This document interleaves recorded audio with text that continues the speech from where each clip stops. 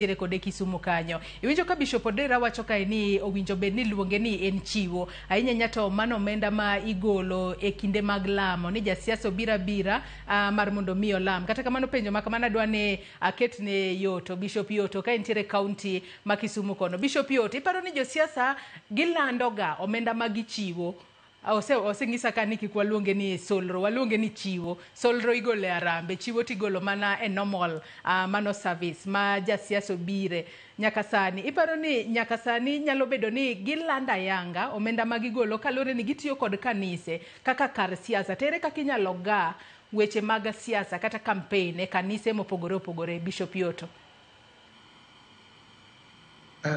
Judges, adwaro koda yie ni josiasa gin joma tiyo go tek kabisa kendo gin joma very tactful. Gibiro ka gibolore kendo ka gisedonjo ma gibolore to gitemo matek mondo mi giluok paro mar joma giyudo kama nitie. Ma ka giseluoko to koro gitimo gimoro amora ma gidwaro. Adwaro mondo ayie kod Bishop Odera kata gi Bishop Ogonyongede kuom gik ma giwacho. Namba achiel, awacho ni onge solro mora mora migolo e kanisa. Kanisa nigi sadaka ma iluongo ni chiwo. To kosebede solro koro chalo gima en arambe. Tarambe onge kama nitiere, onge rum mar arambe kanisa. Awacho ka chako ni ok otam jasiasa mondo chiw ne gero kanisa mar Nyasaye.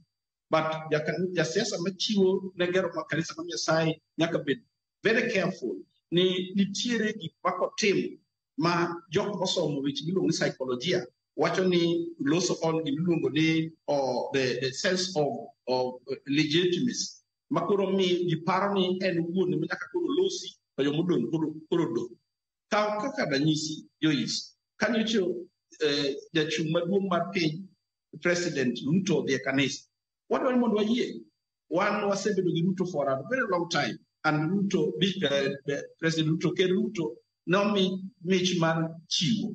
President Ruto tell chiwo. Ne wan gi Kenyatta, ok nwaneno kama Kenyatta nochiwo. Kata ka nochiwo, to nochiwo, ochiwo kodhi lemo e local church mare, maniluongo ni Catholic. Wadak ka gi Moi. Moi ne bende ja AIC, to ne limo kanise mopogore opogore. Baba wa maduong' mobet bathe ka miluongo ni Bishop Ogonyongede, mantiere next to me here. Very well, Tanzania. Bishop Yoto kang'adi matin mana Bishop Yoto kang'adi matin Bishop Yoto iwacho kanye yo makare ni jatend piny masani William Ruto ni nyalo bedo ni en jachiwo kendo ichako chiwo ranyisi kod jotend piny machon ma seche moko ok nwane ka gintiero ng'ala manyime ahinya e weche mag chiwo to parne kinde makalo chien jatend piny Kenya owuon William Ruto mane ochungo weche mag chiwo solro kata golo solro e kanisni mopogore opogore kaka bende nogoyo marufuku ni jatij sirikal mora mora kik gol solro kata pesa mora mora e kanisa to aneno ka sani ene makoro chalo ng'ama koro doke wachne ene makoro akiana wachno telo negi e golo solro makamago kendo ncho tarik manadeka ne ogolo $20,000,000 e kanisa mano mar Jesus Winners Ministry. Jumapil mokalo bende ogolo kendo 20 million mane kanisa mar AIC Fellowship Annex Eldoret. Ang'o momiyo ochungo solro gi to ene makendo chako chiero gi sani Bishop Yoto. Joyce, already mondi ikaw wacho ni male kendo mondi winj gini maber kabisa my dear sister. Ni pesa mane Ruto gole kanisa, Ruto nogoyo arambe. And Ruto nogolo pesa kaka kanisa man, kaka ng'ama golo sadaka kanisa. Ne wasewacho the bad side mar golo sadaka tilamo. Dine Ruto kaw siling $20,000,000 to lucho ndong mar Jesus Winners whatever. Ong'eyo maduong' ng'eyo ni Ruto golo $20,000,000. The only challenge and the methodology manogolo go pesa malach. But gimano tam makata chikota mukawuono ma article 227 talks of public funds manyaka be allocated transparent. Koro mae motam ni to siasa biro no riedo to gola rambe ka ng'ato golo kama keshi dwaro ng'eyo pesa gi golo to ka ja siasa biro kanisa on a Sunday to decide ni odwaro golo pesa to golo kata na million apart. The only challenge madwaro ko dada nyisi ko wono Joyce ni ji neno 20 million as a lot of money because Kenya is such a blessed country manitiere for needy people but being ruled by people who are broke. So gimatin ma gineno gidwa kawo mondo giwacho ni mano malich kabisa. An awacho nyaka sama pod achung'ni ni Ruto nyaka kawuono nokwera rangi. Kendo sama notimo makosa manotimo en ni nowacho nogolo kama. To mondo nowacho ni abiro konyo gero kanisa ni. It's not a sin. Mondo wacho ni abiro konyo gero kanisa. All these big cathedrals oger kod josiasa. And ne gigolo pesa. Ndalono ne oyiera. Omiyo an pod adwaro wacho nyaka kawuono the methodology mane jaduong' mane ker otiyogo marach, but gima notimo to was not bad. Then mar ariyo, gima dwaro mondo awachi, and when these monies are going to a particular church, ma kanisa chiel emineno ka kinyo tene 20 million, that it will raise the eyebrow. People will start thinking, tang'o momiyo ka ken ni mitere.